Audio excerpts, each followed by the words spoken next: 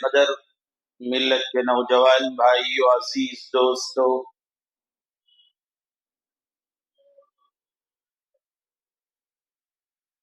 خلیفہ ثالث داماد رسول ذو النورین ذو الحجرتین سیدنا حضرت امیر المؤمنین عثمان بن عفان رضی اللہ عنہ کی شان و آپ کی عظمت، آپ کا مقام و مرتبہ سے متعلق کچھ معروضات پیش کرنے کا ارادہ ہے۔ دعا فرمائیے اللہ تعالی ہم سب کو آپ کی سیرت اور آپ کی سیرت سے متعلق واقعات سن کر ہم کو بھی رسول اللہ صلی اللہ علیہ وسلم سے ویسی محبت اور رسول اللہ صلی اللہ علیہ وسلم کی اتباع اور دین کا جذبہ ویسے ہمارے اندر پیدا ہو جیسے حضرات صحابہ رضی اللہ علیہم اجمعین کے اندر تھا، اور پھر اس پر اللہ تعالی ہم سب کو عمل کی توفیق نصیب فرمائے۔ بزرگان محترم، سیدنا حضرت عثمان رضی اللہ عنہ کی عظمت اس حدیث سے ظاہر ہوتی ہے۔ ایک مرتبہ رسول اللہ صلی اللہ علیہ وسلم نے فرمایا، ان لکل نبی رفیق فی الجنہ، ہر نبی کے لیے جنت میں ایک ساتھی ہوتا ہے،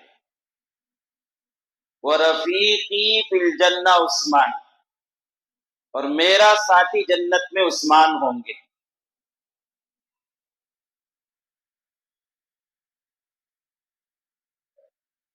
حضرت عثمان رضی اللہ عنہ ان 10 صحابہ میں سے تیسرے صحابی ہیں جن کے بارے میں رسول اللہ صلی اللہ علیہ وسلم نے فرمایا یہ جنتی ہے۔ عشرہ مبشرہ میں سے تیسرا نمبر آپ کا ہے۔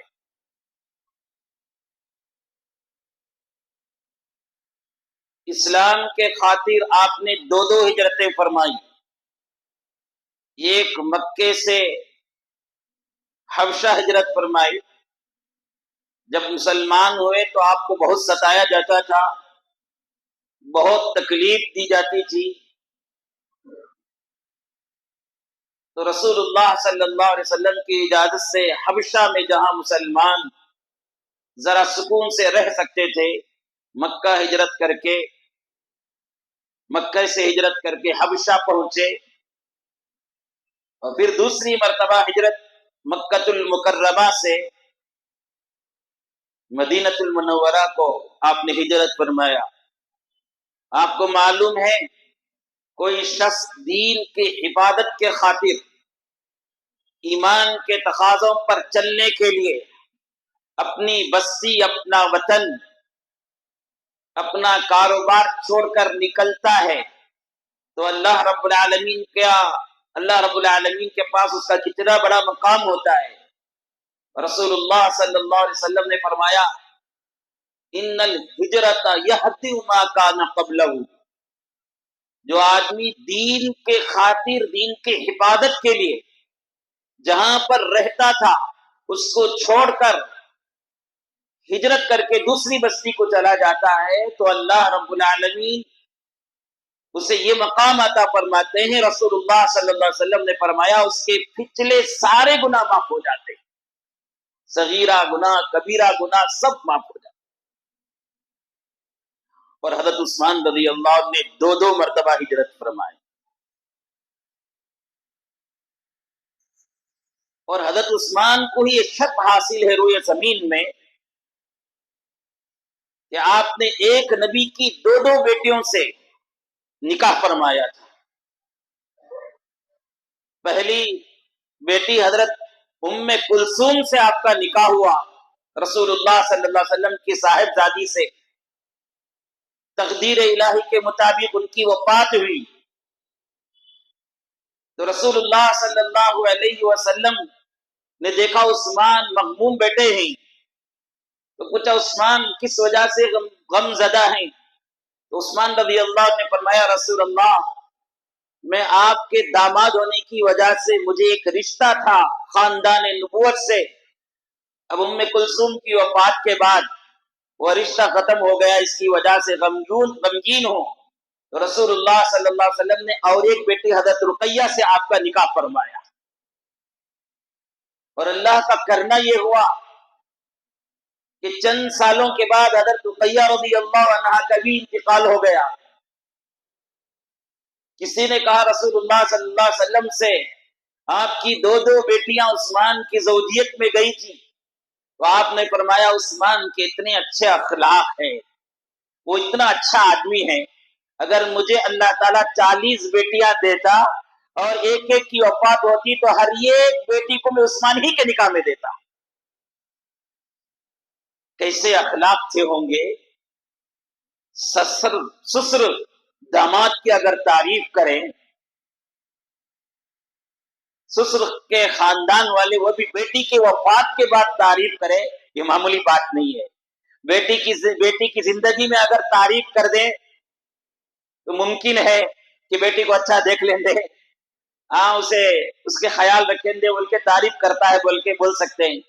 وفات پا گئی بیٹی، وہ بھی ایک کی نہیں دو بیٹیاں وفات پا گئی، اس کے بعد یہ جملہ کہنا رسول اللہ صلی اللہ علیہ وسلم، تو آپ کے کیسے اخلاق سے ہوں گے؟ آج ہمارا حال کیا ہے؟ ایک مرتبہ کسی سے شادی ہو گئی تو اس کے عادات سے، اس کے طور و طریقے سے اتنا پریشان سسرال گھر والا کہ اور ایک بیٹی تو دینا دور کی بات ہے، اس کے خاندان سے بھی کسی کو شادی کرنے کے لیے تیار نہیں ہوتے، کیونکہ کہتے ہیں کہ ہم نے دیکھ لیا ہے ان کا گھر۔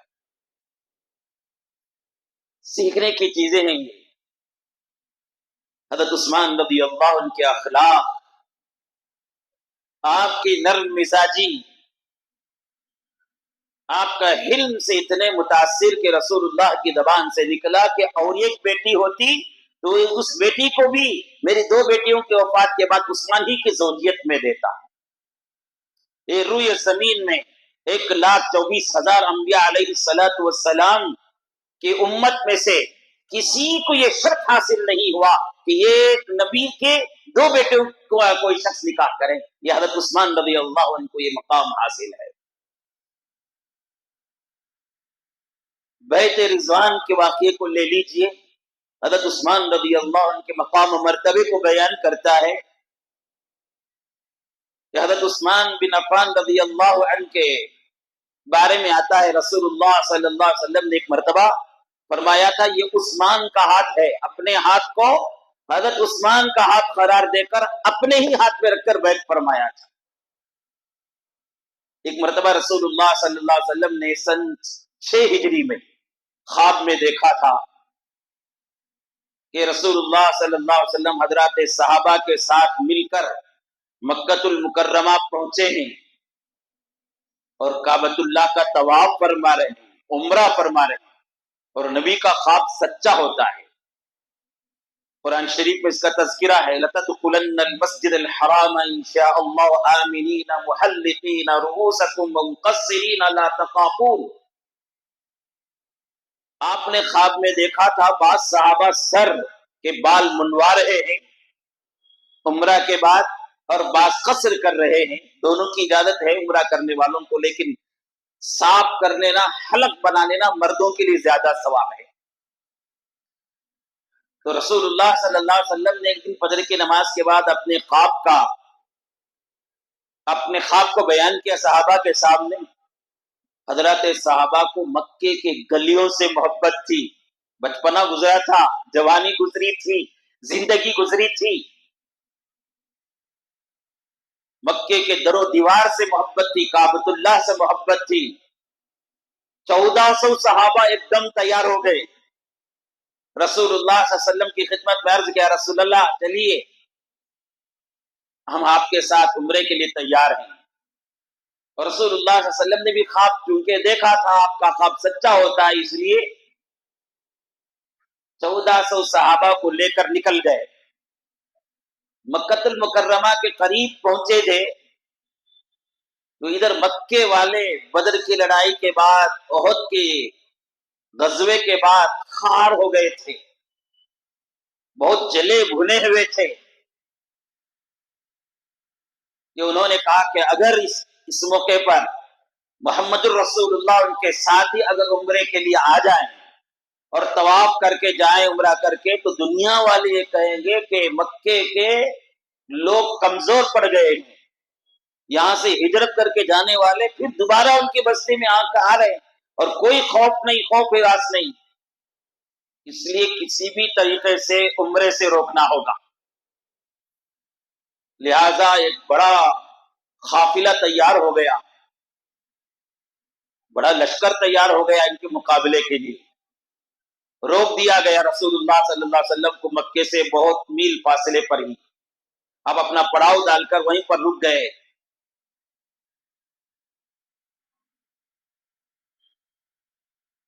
رسول اللہ صلی اللہ علیہ وسلم نے فرمایا جنگ کے بجائے بات چیت سے مسئلہ حل کریں، تو لہذا سیدنا عمر فاروق رضی اللہ عنہ کو بلا کر کہا، عمر میرا خیال ہے کہ تم مکہ المکرمہ پہنچ کر وہاں کے مشرکین سے گفتگو کرو، ان سے جا کر بتاؤ کہ ہم کسی قسم کے جنگ یا لڑائی کے لیے نہیں آئے، ہمارا ارادہ صرف اور صرف کعبۃ اللہ کی زیارت ہے، عمرہ کرنا ہے، ہم واپس چلے جائیں گے۔ کیوں عمر کی اس لیے انتخاب فرمائے تھے کہ عمر ایک روبدار آدمی تھے، اور عام طور پر زمانے جاہلیت میں بھی ایک جگہ سے دوسرے جگہ پر مذاکرے کے لیے بھیجا جاتا تو نمائندہ کے طور پر عمر ہی جاتے تھے، پڑھے لکھے تھے، بات کرنے کا سلیقہ تھا، اور ظاہری اور باطنی روب دبدبا تھا، اس لیے رسول اللہ صلی اللہ علیہ وسلم نے حضرت عمر کو منتخب فرمایا۔ حضرت عمر رضی اللہ عنہ نے ادب کا لحاظ رکھتے ہوئے رسول اللہ صلی اللہ علیہ وسلم کی خدمت میں عرض کیا، رسول اللہ اگر آپ کا حکم ہے تو بندہ حاضر ہے، چلا جائے گا، لیکن میری رائے ہے کہ اگر میں جاؤں تو بات بننے کے بجائے بگڑ جائے گی، اس لیے کہ میں نے ہمیشہ کفار اور مشرکین کو ہر وقت قتل کرنے کا ہی کو حکم دیا ہے۔ بدر کے موقع پر میں نے یہی رائے پیش کی تھی، دوسرے موقع پر میں نے یہی پیش کی تھی، پورے مشرک پورے قریش میرے اوپر جلے بھنے ہوئے ہیں، اگر میں جاؤں تو بات بننے کے بجائے بگڑ جائے گی، البتہ میں ایک ایسے آدمی کا نام آپ کی خدمت میں پیش کروں گا کہ مکے کا گھر گھر اس کے احسان سے، اس کی سخاوت سے، مکے کا گھر گھر جو ہے ان کے احسان سے، اس کے احسان پر تلا اتلا ہوا ہے، ان کا احسان مند ہے، آپ ان کو بھیج دیں تو بہتر ہوگا۔ آپ نے فرمایا عثمان رضی اللہ عنہ، آپ ان کو بھیج دیں۔ حضرت عثمان رضی اللہ عنہ کا حال یہ ہے کہ اللہ تعالیٰ نے حضرت عثمان کو خوب دولت عطا کی تھی، ایک بڑے تاجر تھے، بڑے بزنس مین تھے، جتنا اللہ تعالیٰ نے مال آپ کو عطا کیا تھا اتنا ہی وہ غریبوں، مسکینوں، ضرورت مندوں کی مدد بھی کیا کرتے تھے۔ تاریخ کے کتابوں میں آتا ہے عرب کے لوگ کہا کرتے تھے، عرب کے عورتیں اپنے بچے روتے، وہ کوئی چیز خرید کر دینے کے لیے کہتے، ان کے پاس طاقت نہیں ہوتی تو عرب کی عورتیں کہتی تھی ذرا سمجھ جاؤ اب چند دنوں کے بعد عثمان آئیں گے، اپنی دولت لٹائیں گے تو تم جو چاہے ہم تم کو دلوا دیں گے۔ اس طرح امید لگائے رہتے تھے حضرت عثمان رضی اللہ عنہ سے۔ زمانے جاہلیت میں بھی، اسلام سے پہلے بھی آپ نے خوب سخاوت کی، اسلام کے بعد بھی خوب سخاوت کی۔ تو حضرت عمر رضی اللہ عنہ نے کہا کہ مکے کا گھر گھر حضرت عثمان کی مال و دولت، ان کی سخاوت کا احسان مند ہے، اس لیے اگر ان کو بھیجیں تو بڑی قدر کی نظر سے ان کو دیکھا جائے گا اور ان کی بات سنی جائے گی، اور رسول اللہ صلی اللہ علیہ وسلم کی بات پسند آ گئی۔ ایسا نہیں کہ میں کہہ دیا اور تم نے اس کے اوپر جواب دے دے، ناراض نہیں ہوئے، بات اچھی کر رہے ہیں اور صحیح کر رہے ہیں اور موقع کے لحاظ سے کر رہے ہیں۔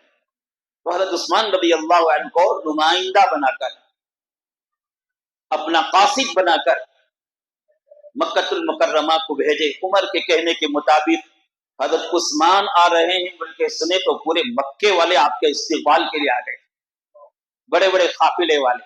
عثمان بڑے اخلاق والا، بڑے سخاوت والا، بڑا دلدار، بڑے غریبوں، مسکینوں، ضرورت مندوں، حاجت مندوں کی مدد کرنے والا، وہ ہمارے پاس آ رہا ہے۔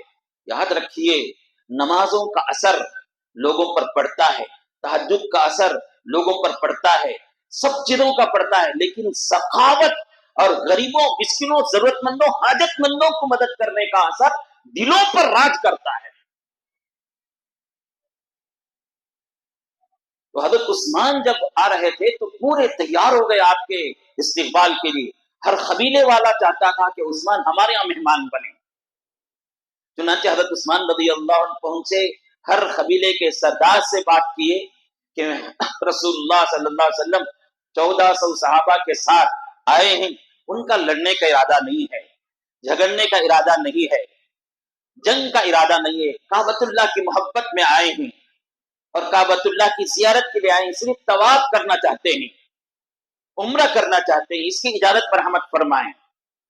ہر قبیلے والے نے یہی کہا کہ عثمان ہم اجازت دیں گے، لیکن اس سال نہیں، اگر اس سال دے دیں گے تو ہماری ناک کا مسئلہ ہے، ہماری عزت کا مسئلہ ہے، اس لیے محمد سے جا کر کہو صلی اللہ علیہ وسلم اس سال واپس چلا جائیں اور آئندہ سال ہمارے پاس مکے کو آئیں اور عمرہ کر کے جائیں۔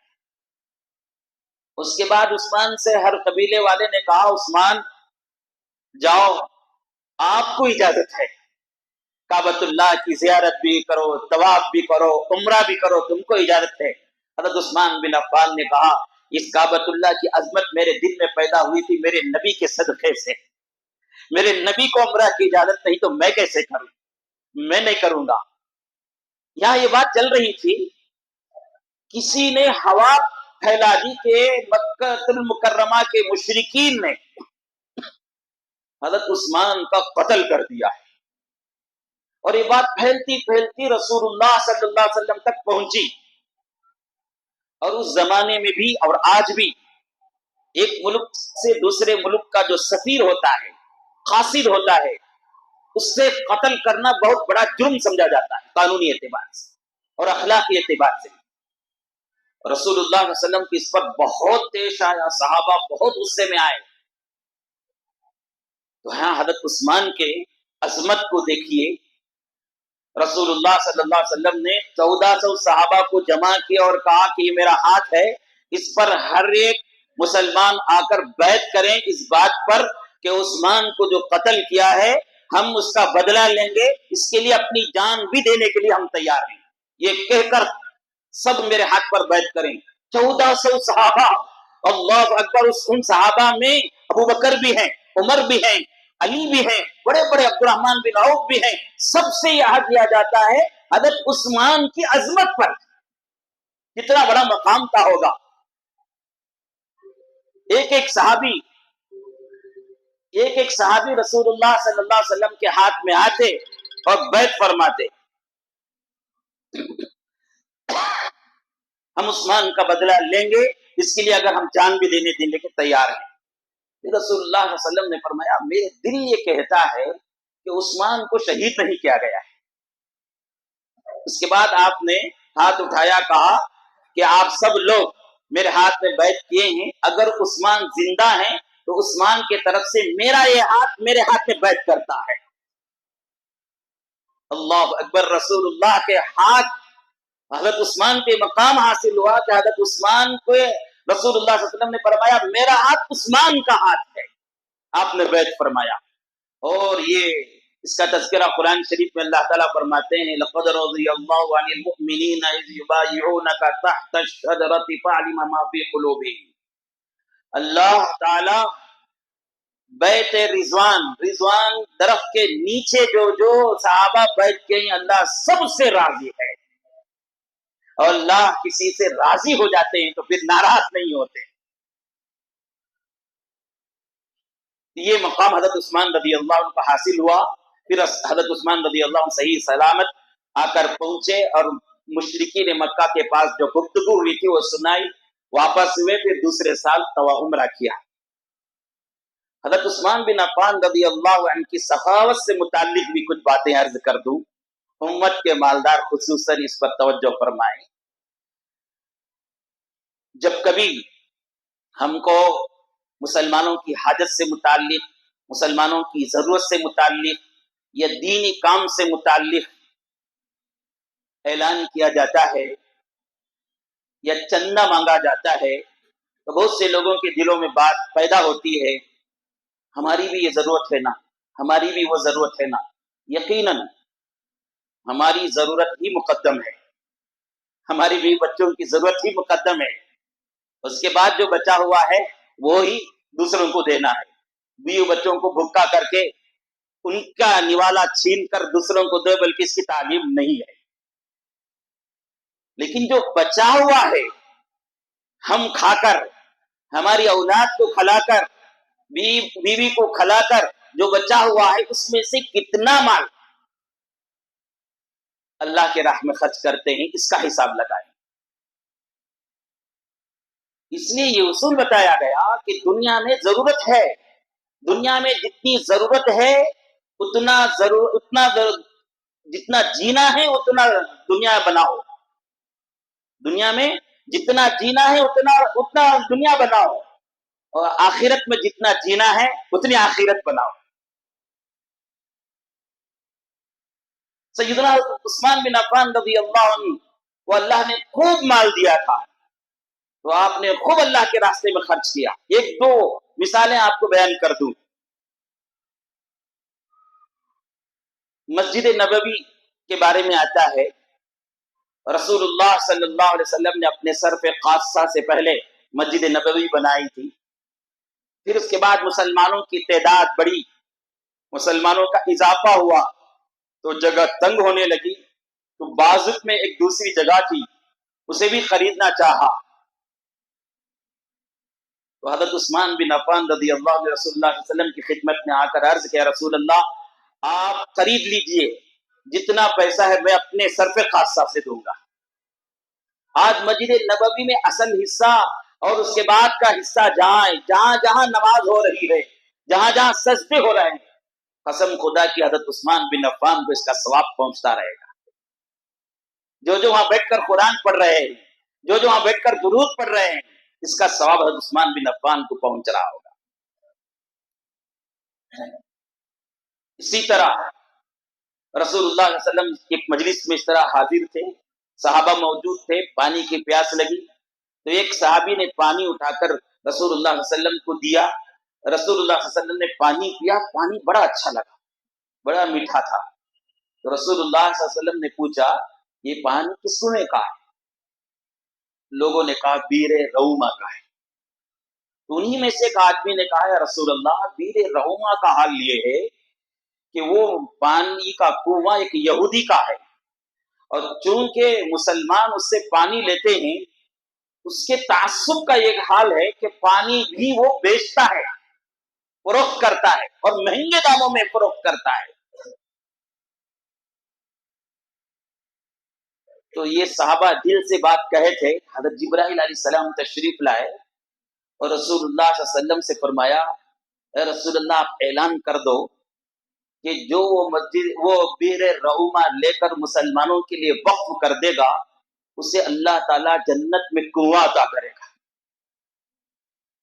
रसूलुल्लाह सल्लल्लाहु अलैहि वसल्लम ने मजलिस में ऐलान किया है, कोई साहिब वुसअत मालदार आदमी जो इस कुएं को यहूदी से खरीद कर मुसलमानों के लिए वक्फ कर दे।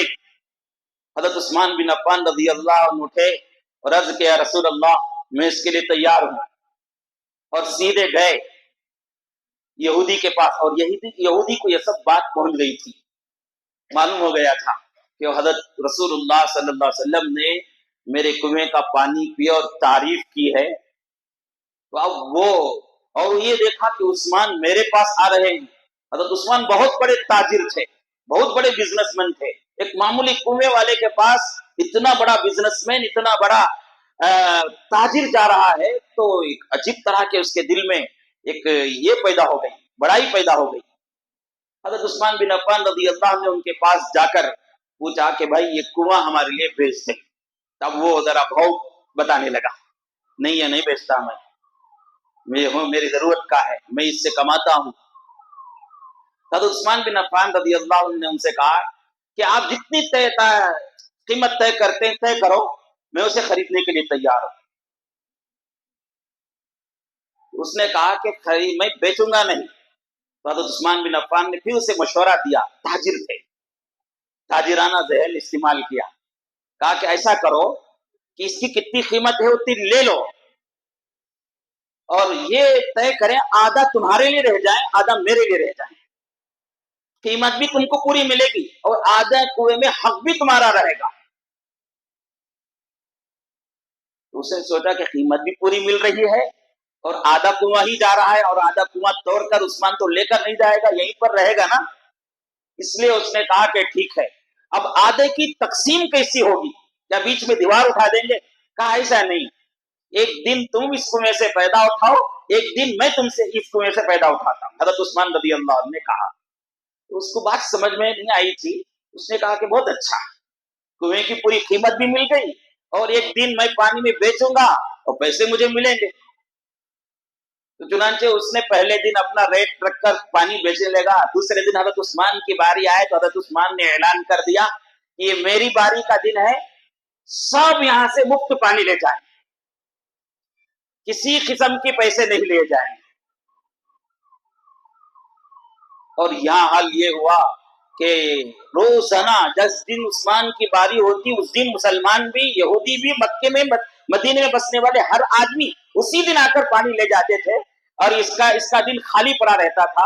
چند دن دیکھنے کے بعد وہ خود حضرت عثمان بن عفان کے پاس آیا اور عرض کیا, عثمان ایسا کرو کہ پورا کنواں لے لو, بقیہ قیمت بھی دیکھو. حضرت عثمان بن عفان نے اس کے پاس پھر قیمت دے کر وہ لے لیا. رسول اللہ صلی اللہ علیہ وسلم کی خدمت میں جا کر عرض کیا, رسول اللہ میں نے وہ کنواں خرید دیا ہے, کیا اب بھی وہ بشارت میرے لیے ہے؟ تو رسول اللہ صلی اللہ علیہ وسلم نے فرمایا, ابشروا بالجنہ, ابشر بالجنہ, جنت کی خوشخبری تم حاصل کرو. اسی طرح حضرت ابوبکر صدیق رضی اللہ عنہ کا زمانہ تھا خلافت کا, قحط سالی پڑ گئی تھی. قحط سالی کا مطلب سمجھتے ہیں, چیزیں بہت مہنگے ہو گئی تھی, پیداوار نہیں ہو رہا تھا, غلہ بہت مہنگا ہو گیا تھا, بارش برسنا ختم ہو گیا تھا, زمین سے غلہ اگنا ختم ہو گیا تھا, تو باہر سے منگانا پڑتا تھا. کیونکہ حضرت عثمان بن عفان رضی اللہ عنہ کا بڑا کاروبار تھا, آپ نے باہر سے بہت زیادہ گندم گیہوں منگائے, موٹے موٹے بہت منگائے. مدینے کے تاجر لوگ حضرت عثمان بن عفان کے پاس آئے اور کر عرض کیا, عثمان آپ جتنی قیمت میں خریدے ہیں اس کے ڈبل قیمت میں یہ غلہ ہمیں دے دو. آپ 10 لاکھ میں خریدے ہیں تو 20 لاکھ میں ہمیں دے دو. حضرت عثمان بن عفان نے کہا نہیں, اور زیادہ چاہیے. دوسرے تاجر نے کہا کہ ڈبل میں ٹربل میں دے دو, آپ جتنا خریدیں اس کا 3 حصہ زیادہ دیں گے. کسی نے کہا 14 حصہ زیادہ دیں گے. عثمان بن عفان نے کہا نہیں, اس سے بھی زیادہ لینے کے لیے تیار ہے, اس سے بھی زیادہ لینے کے لیے تیار ہے. یہ خریدار ایسا ہے میرے پاس جو اس سے زیادہ میں خریدنے کے لیے تیار ہے. تو ریٹ بڑھتے بڑھتے 5 6 7 تک گئے. اس کے بعد لوگوں نے کہا کہ عثمان پورے تاجر مدینے کے یہی موجود ہیں, مدینے کے سارے تاجر یہی موجود ہیں, کون خریدار ایسا ہے جو تمہارے سامنے ہمارے سے زیادہ قیمت دینے کے لیے تیار ہے؟ تو حضرت عثمان بن عفان رضی اللہ عنہ نے کہا, میرا پروردگار رب العالمین ہے, 1 کا 10 دینے کے لیے تیار ہے, 1 کا 10 دینے کے لیے تیار ہے. میرے رب سے میں نے یہ فروخت کر دیا ہے اور اس کی قیمت اللہ کے پاس جنت میں لے لوں گا. پورا غلہ مدینے کے غریبوں میں تقسیم کر دیا. تبوک کا موقع تھا, جنگ تبوک کا موقع تھا. رومی لوگ بڑے طاقتور تھے, بہت قوت والے تھے, بڑا لشکر تھا ان کے پاس. تقریباً 1.5 لاکھ کا لشکر لے کر مسلمانوں پر حملہ کرنے کا ارادہ کیا. رسول اللہ صلی اللہ علیہ وسلم نے اس وقت صحابہ سے مشورہ کر کے 30,000 کا لشکر جمع کیا. آدمی تو جمع ہو گئے، اب ہتھیار چاہیے تھا، سواری چاہیے تھے. اس لیے رسول اللہ صلی اللہ علیہ وسلم نے مسجد نبوی میں چندے کا اعلان کیا. یہ چندے کا اعلان کرنا میرے نبی کی سنت ہے. لوگ چاہے کتنا بھی بیزار ہو جائیں، ہم جو مانگتے ہیں اپنی ذات کے لیے کبھی کسی کے پاس مانگے نہیں. اللہ کے لیے، اللہ کے بندوں کے لیے مانگنے میں چاہے جتنے بھی ضرورت پڑ جائے ہم مانگتے رہیں. یہ نبی کی سنت ہے. رسول اللہ صلی اللہ علیہ وسلم نے اعلان فرمایا، معمول سے ہٹ کر. دوسرے غزووں میں اعلان ہوتا تھا کہ لشکر میں جانا ہے، جو جو تیار ہیں آ جاؤ. صحابہ میں سے کوئی آتا اور کسی کو کوئی مصروفیت ہوتی تو انکار کر دیتے، رک جاتے. اور رسول اللہ صلی اللہ علیہ وسلم غزوے میں نکلتے وقت یہ چالاکی بھی استعمال کرتے تھے. اگر جانا ہوتا دائیں جانب تو آپ فرماتے بائیں جانب جانا ہے. جگہ کا مقام کا نام نہیں بتاتے تھے. یہ بھی لڑائی کے ایک جیتنے کے اصولوں میں سے ایک اصول تھا کہ دشمن کو ہمارا حال معلوم نہ ہو. اس دائیں راستے سیدھے راستے سے جانا ہے تو بائیں راستے کا اعلان فرماتے، پھر اچانک سب کو لے کر نکل جاتے تھے. ایک داؤ ہوتا تھا. لیکن اس کے سلسلے میں آپ نے فرما دیا تھا سب کو نکلنا ہے. نفیر عام کہتے ہیں اس کو، نفیر عام، سب کو نکلنا ہے. اور آپ نے سیدھے سیدھے بتا دیا تھا راستہ بھی یہ راستے سے نکلنا ہے. اور تیسرا آپ نے یہ اعلان کیا تھا کہ جو بھی اس میں شریک ہوگا میں اسے جنت کی ضمانت دیتا ہوں. تیسری واقعے میں حضرت ابوبکر صدیق گئے تھے، گھر کا سارا سامان جھاڑ کر لے آئے تھے. حضرت عمر گئے تھے، آدھا سامان لے کر آئے تھے. اس طرح مسجد نبوی میں کھڑے ہو کر سیدنا حضرت عثمان بن عفان رضی اللہ عنہ کے سامنے بھی اعلان ہوا تو حضرت عثمان رضی اللہ عنہ نے اٹھے اور عرض کیا، رسول اللہ 100 اونٹ میرے لیے، میرے طرف سے. تو پھر رسول اللہ صلی اللہ علیہ وسلم نے پھر اعلان کیا اور چاہیے. پھر حضرت عثمان ہی اٹھے اور کہا کہ اور 100 اونٹ میں دینے کے لیے تیار ہوں، پورے ساز و سامان کے ساتھ. پھر رسول اللہ صلی اللہ علیہ وسلم نے اور چاہیے. پھر حضرت عثمان بن عفان رضی اللہ عنہ نے اٹھا اور کہا کہ اور 100 اونٹ میرے طرف سے. رسول اللہ صلی اللہ علیہ وسلم نے فرمایا اور چاہیے. ضرورت تھی اس وقت کیونکہ 1.5 لاکھ کا مجموعہ لشکر تھا اور ہر ایک ہتھیار سے لیس تھا، اور یہاں صرف 30,000 ہتھیار بھی پوری طرح سے موجود نہیں تھے. اس لیے رسول اللہ صلی اللہ علیہ وسلم نے اور بھی چاہیے. تو حضرت عثمان بن عفان گھر گئے. 1,000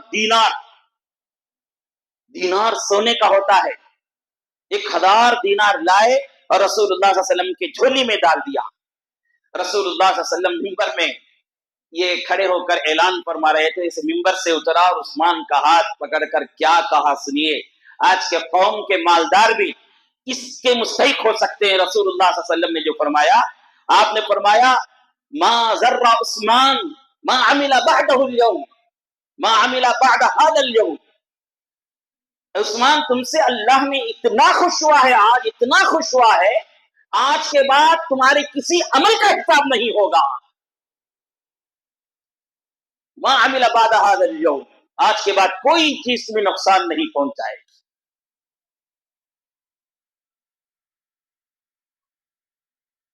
سیدنا عثمان رضی اللہ عنہ کے مقام و مرتبہ اور بھی بہت بڑا ہوا ہے.